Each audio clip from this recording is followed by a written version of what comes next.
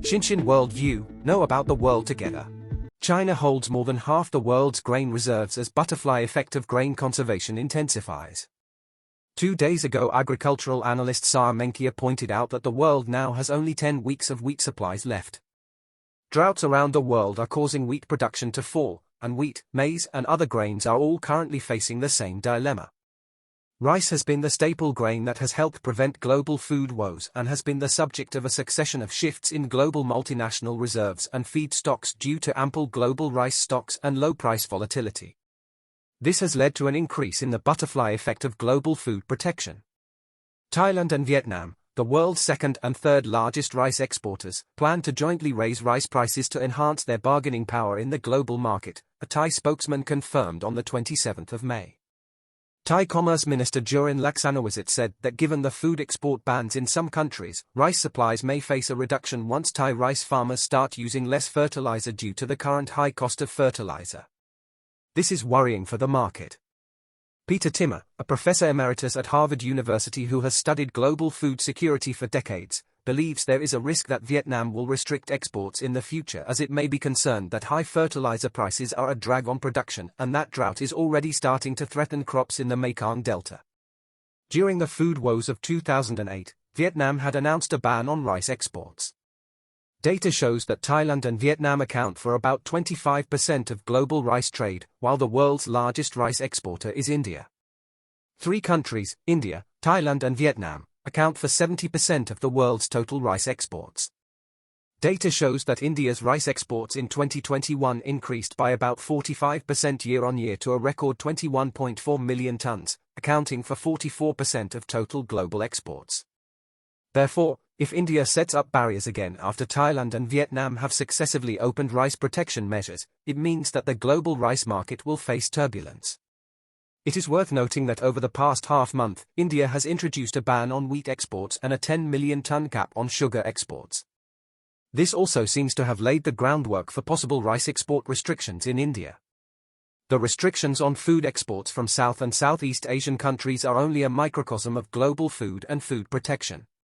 International Monetary Fund, IMF, Managing Director Georgieva said on the 23rd of May that some 30 countries have adopted restrictions on trade in food, energy and other key commodities amid pandemics, the Russia-Ukraine conflict, increased volatility in financial markets and the ongoing threat of climate change.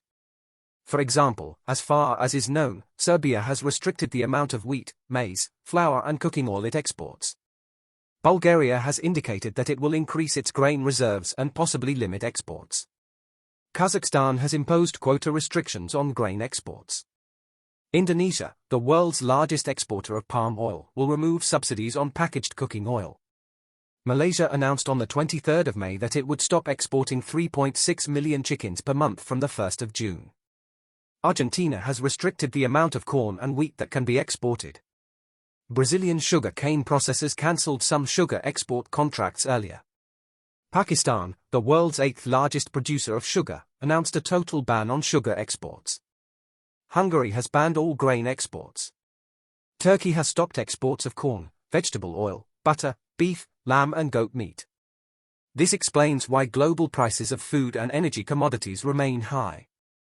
The latest report from the World Food Programme, WFP, shows that 36 countries currently have food inflation rates of 15% or higher.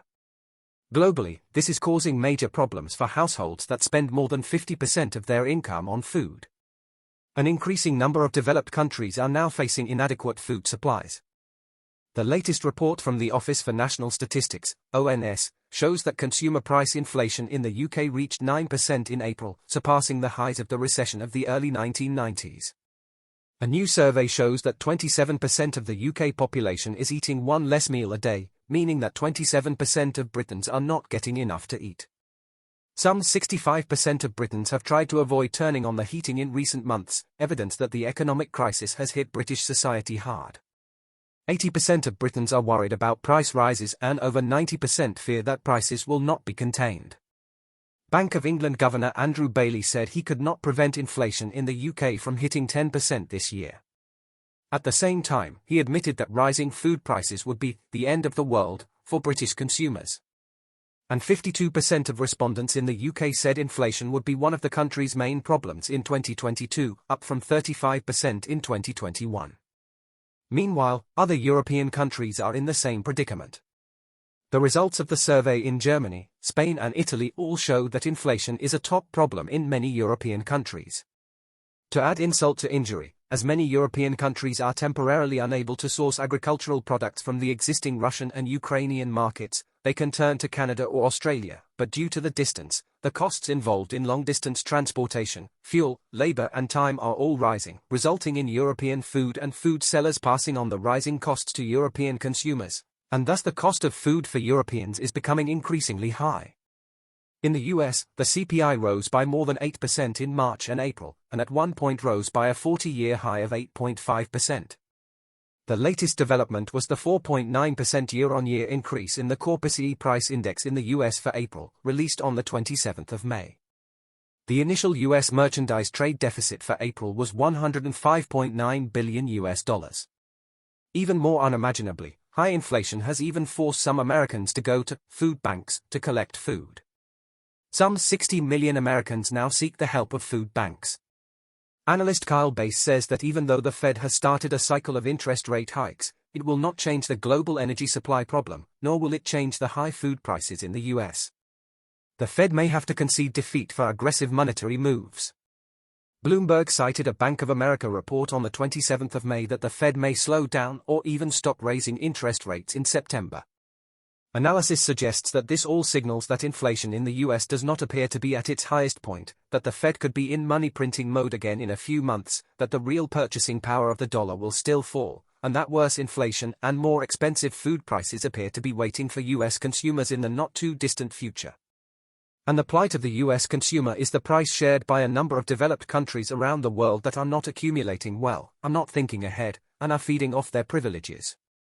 Meanwhile, the WFP warns that the number of people going hungry has increased from 80 million to 276 million worldwide in the last 4 to 5 years.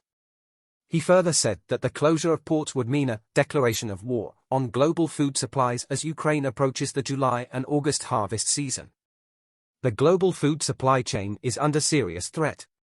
Russian media reported on the 27th of May that the Russian side said that the current food situation had been exacerbated by the US and European sanctions. Russia is willing to make an important contribution to overcoming the food crisis by exporting grain and fertilizer, provided that the West lifts its restrictions. The current difficulties faced by the market are related to the disorderly functioning of the industrial chain and supply chain, as well as the financial policies of the West during the epidemic. However, the Russian side has previously stated that it will not block the export of Ukrainian grain. It is worth noting that Russia is the world's largest exporter of wheat, according to the UN's FAO. Russian media, Russia Today, reported a fortnight ago that Russia was expecting a good harvest this year, including a record wheat crop.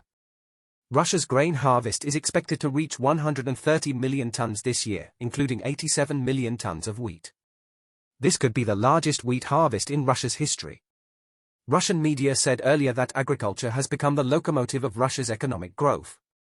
Russian media also reported, citing Bloomberg, that Russia continues to export grain to international customers. Dmitry Rilko, director of the Moscow Agricultural Market Institute, said that Russia continues to export grain to a number of its customers, including Egypt, Turkey and Iran. In addition to this, the Russian agricultural sector has spared no effort over the past few years to attract buyers and companies from markets such as Asia to jointly develop agricultural projects, and has offered at least 1.68 million hectares of land in the Far East for joint development of agricultural projects, including soybean cultivation. Indeed, at a time when the global food butterfly effect is intensifying, Russian agricultural products are adding to the global market supply, which is very important for the world food market. According to data released by the General Administration of Customs of China, China will import 165 million tons of grain in the whole of 2021, an increase of 18.1% compared to 2020. This means that 165 million tons of grain arrived in China last year. The latest figures released by China's General Administration of Customs on the 18th of May show that China imported a total of 50.61 million tons of grain between January and April, only slightly lower than the same period last year by 0.3%. This means that, in contrast, A total of 215 million tons of grain arrived in China between last year and April this year. Despite rising global food prices and food supply woes in many countries, global grain exporters and producers are highly favorable to the Chinese market, where grain imports have remained steady and diverse.